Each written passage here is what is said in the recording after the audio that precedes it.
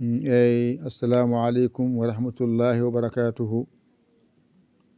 E alluwal mon nanɗon alluwal nogas e jeegom jeygal noon koɓe ganduɗa hoorɓe balɗe nogas e joyyi ha timmi eɗen jogori jofoyde jamma nogas e jeegom.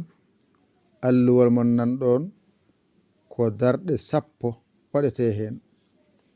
ɗiɗi calmina mbatta ɗiɗi calmina mbatta ɗiɗi calmina mbatta ɗiɗi calmina mbatta ɗiɗi calmina hawra calminali joyyi.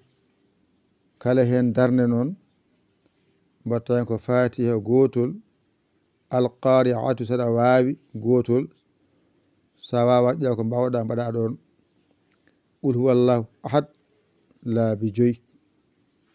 Ngal ɗo alluwal jeeyi ɗum ko horɓe balɗe nogas e joyyi ha timmi jamma nogas e jeegomo juulata ko darɗe sappo. Mbaɗa ɗiɗi calmina mbatta ɗiɗi calmina mbatta ɗiɗi calmina mbatta ɗiɗi calmina mbatta ɗiɗi calmina wona calminali joyyi. Kala hen darde mbatta hen ko fatiha lawol gotol, alqari'atu saɗa wawi lawol gotol, sa wawa ƴeewa siborde mbawɗa ɗakka ɗon, qul huwallahu ahad laabi joyyi. ɗum noon ko jeeyi alluwal ngal ɗo ko horɓe balɗe nogas e joyyi ha timmi eɗen jogori jofoyde jamma nogas e jeegom. Naafile mon nanɗon ko darɗe sappo. ɗiɗi calmina mbatta ɗiɗi calmina mbatta ɗiɗi calmina mbatta ɗiɗi calmina mbatta ɗiɗi calmina hawra calminali joyyi.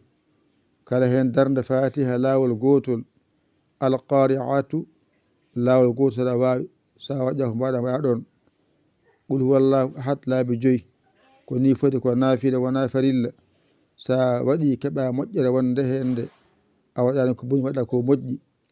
Sa ni jaddowo jokku hajuma mbaɗa dewɗa Allah jokka hajuma. Ko naafile noon sa waɗi ka korowo, sa waɗani ka korowo wadde yo Allah wallu, yo Allah nunu, yo Allah ren. Ko musidɗo mon guiɗo mon saabu Allah Yaya Ly Kola Sénégal. Alhamdulillahi rabbil alamina. On jarama, wassalam.